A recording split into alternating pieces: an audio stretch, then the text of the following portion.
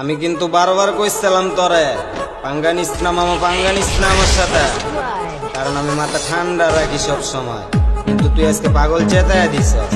কোথায় আছে শিখতে পারে না মুরগির বাল, নাম রাখছি তার শেখ জামা। গাইবান্ধার ভিতরে পাগল হইলে কি ঢাকার শহরে পাগল হন যায়? আজকে পাগল কয় প্রকার তোরে আজকে বুঝিয়ে দিল, ওয়েট কর।